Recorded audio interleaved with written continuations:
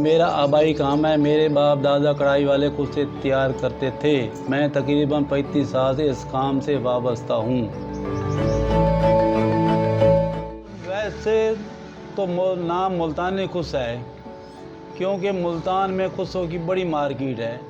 लेकिन ये भी हकीकत है कि रहती और कदीमी कढ़ाई वाला खुसा कबीर वाला का ही है, जो कि यहाँ पर तकसीम से पहले का तैयार हो रहा है।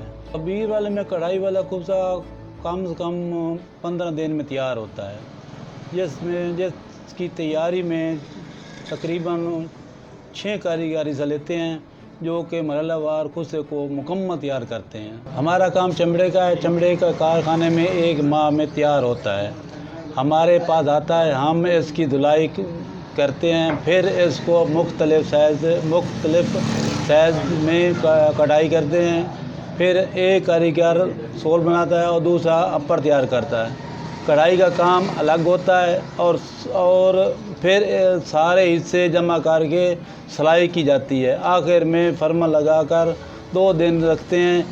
कढ़ाई वाला खुसे की कीमत बाज़ार में तकरीबन 4500 से 10,000 रुपया तक होती है। ये रिवायती खुसा पूरी दुनिया में पसंद किया जाता है, जो कि मुल्तान समेत मुल्क भर में भी जाता है और बैरून मुल्क भी जाता है, जबकि हमारे खुसे की ज़्यादा डिमांड इंडिया में भी है।